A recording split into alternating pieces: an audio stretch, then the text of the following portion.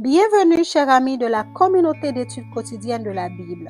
Aujourd'hui, nous allons partager avec vous la méditation quotidienne au féminin tirée du livre Vertueuse, écrit par Monica Diaz ce samedi 11 mai 2024, ayant pour titre « Prête à faire des compromis ?» Mon père travaille jusqu'à présent, moi aussi je travaille, a dit Jésus.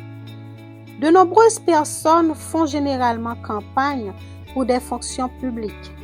Toutefois, la petite ville de Towrill, en Californie du Nord, aux États-Unis, a fait la une des journaux en 2011 parce que personne ne s'est présenté aux 4 sièges vacants de maire et de conseiller municipal.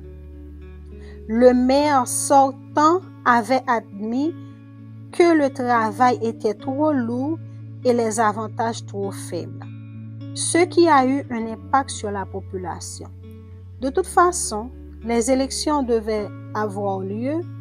Aussi, les autorités électorales ont demandé aux citoyens d'inscrire leurs propositions sur des bulletins de vote.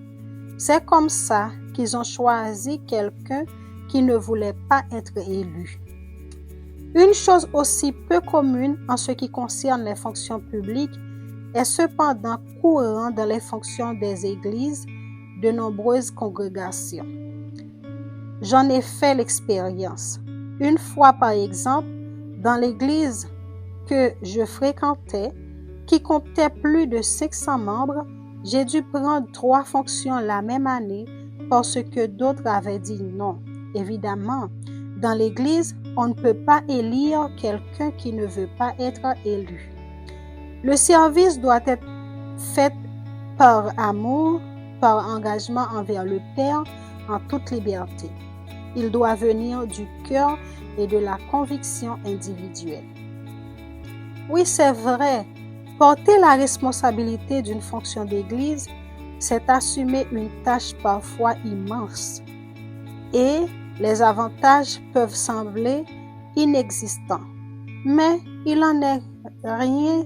Le premier bénéficiaire sont nous-mêmes, car ce travail nous éduque. Il a également un impact sur la vie des autres et le corps du Christ en bénéficie. Jésus a dit, « Mon Père travaille jusqu'à présent, moi aussi je travaille. » Jean 5, le verset 17. Et moi, qu'est-ce que je fais? Est-ce que je laisse aux autres une tâche pour laquelle Dieu m'a qualifié? Ellen White a écrit, « Les femmes chrétiennes sont appelées à le servir. Il y a des tâches qui ont été négligées ou imparfaitement effectuées qui pourraient être remplies par leur service. Elles peuvent atteindre certaines classes que les pasteurs ne peuvent pas atteindre. Il y a des fonctions dans l'Église et dans de nombreuses branches de l'œuvre qu'elles pourraient occuper.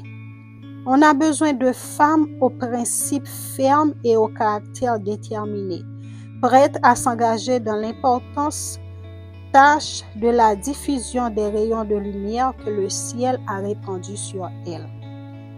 Comme vous pouvez le constater, vous êtes utile à l'Église, utilisant le don que Dieu vous a donné dans l'accomplissement du service auquel il vous a appelé. Car nous travaillons ensemble au service de Dieu. 1 Corinthiens 3, le verset 9. Nous vous souhaitons une agréable journée. Au revoir.